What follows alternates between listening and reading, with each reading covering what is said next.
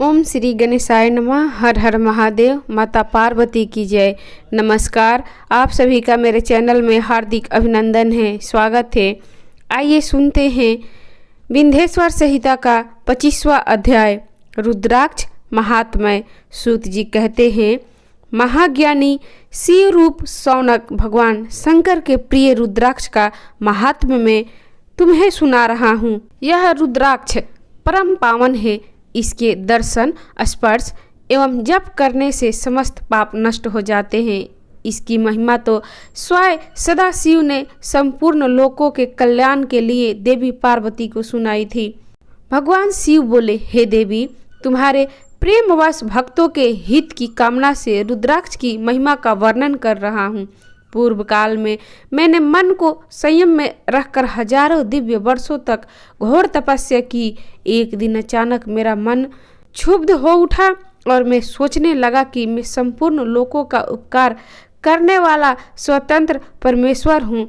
अंत में मैंने लीलावश अपने दोनों नेत्र खोल दिए। नेत्र खुलते ही मेरे नेत्रों से जल की झरी लग गई। उसी से गौड़ देश से लेकर मथुरा, अयोध्या, काशी, लंका, मलयाचल पर्वत आदि स्थानों में रुद्राक्षों के पेड़ उत्पन्न हो गए। तभी से इनका महात्म्य बढ़ गया और वेदों में इनकी महिमा का वर्णन किया गया।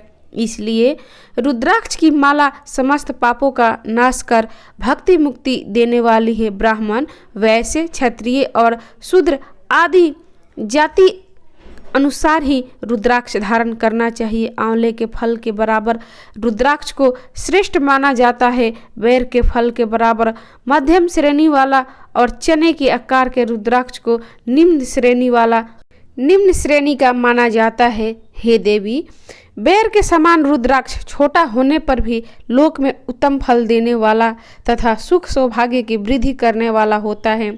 जो रुद्राक्ष आंवले के बराबर है वह सभी अनिष्टों का विनाश करने वाला तथा सभी मनोरथों का पूर्ण करने वाला होता है।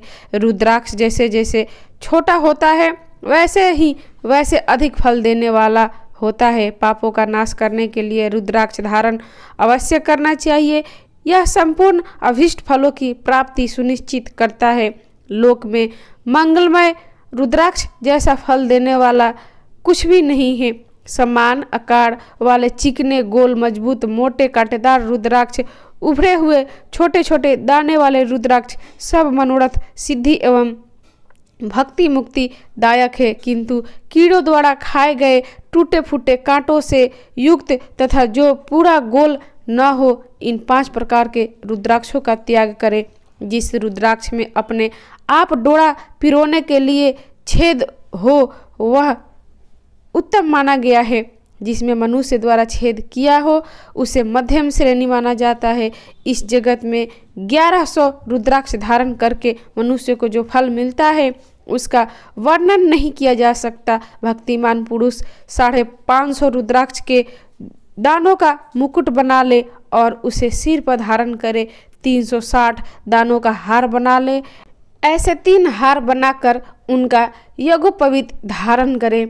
महर्षि सिर पर ईशान मंत्र से, कान में तत्पुरुष मंत्र से रुद्राक्ष धारण करना चाहिए। गले में रुद्राक्ष, मस्तक पर त्रिपुंडधारी रुद्राक्ष पहने। ओम नमः शिवाय मंत्र का जाप करने वाला मनुष्य यमपुर को नहीं जाता। रुद्राक्ष माला पर मंत्र जपने का करोड़ गुना फल मिलता है। 3 मुख वाला रुद्राक्ष साधन सिद्ध करता है एवं विद्याओं में निपुण बनाता है। 4 मुख वाला रुद्राक्ष ब्रह्म स्वरूप है। इसके दर्शन एवं पूजन से नर हत्या का पाप छूट जाता है। यह धर्म, अर्थ, काम, मोक्ष आदि 4 पुरुषार्थों का फल देता है। 5 मुख वाला रुद्राक्ष को काल अग्नि अर्थात पंचमुखी कहा जाता है। यह सर्व कामनाएं पूर्ण करता है, मोक्ष प्रदान करता है। अभियोग स्त्रियों को भोगने के पाप तथा भक्षण के पापों से मुक्त हो जाता है। 6 मुखी रुद्राक्ष कार्तिकेय का स्वरूप है। इसके सीधी बाह में बांधने से ब्रह्म हत्या के दोष से मुक्ति मिलती है। 7 मुखी रुद्राक्ष धारण करने से धन की प्राप्ति होती है। 8 मुखों वाला रुद्राक्ष भैरव का स्वरूप है। इसे धारण करने से लंबी आयु प्राप्त होती है और मरने पर शिव पद प्राप्त हो जाता है। 9 मुखों वाला रुद्राक्ष भैरव तथा कपिल मुनि का स्वरूप माना जाता है और भगवती दुर्गा उसकी अधिशास्त्री देवी मानी गई है। इसे बाएं हाथ में धारण करने से समस्त वैभवों की प्राप्ति होती है। 10 मुख वाला रुद्राक्ष साक्षात भगवान विष्णु का स्वरूप है। इसे धारण करने से सभी मनोरथ पूर्ण हो जाते हैं। 11 मुख वाला रुद्राक्ष रुद्र रूप है। इसको मनुष्य धारण करने से मनुष्य को सब स्थानों पर विजय मिलती है। 12 मुख वाला रुद्राक्षों को बालों में धारण करने से मस्तक पर 11 सूर्यों के समान तेज प्रताप होता है।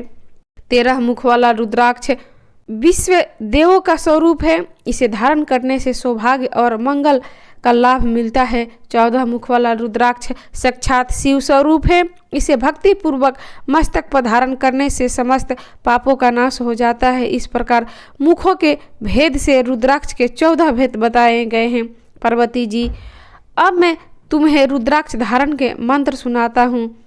पहला है ओम ह्रीं नमः, दूसरा है ओम नमः, तीसरा है क्ली नमः, चौथा है ओम ह्रीं नमः, पांचवा है ओम ह्रीं नमः, छठा है ओम ह्रीं हूं नमः, सातवां है ओम हूं नमः, आठवां है ओम हूं नमः, नौवां है ओम हूं नमः, 10वां है ओम हूं नमः, 11वां है ओम ह्रीं हूं नमः, 12वां है ओम हूं नमः, 13वां है ओम कौर छौरो नमः तथा 14वां है ओम ह्रीं नमः।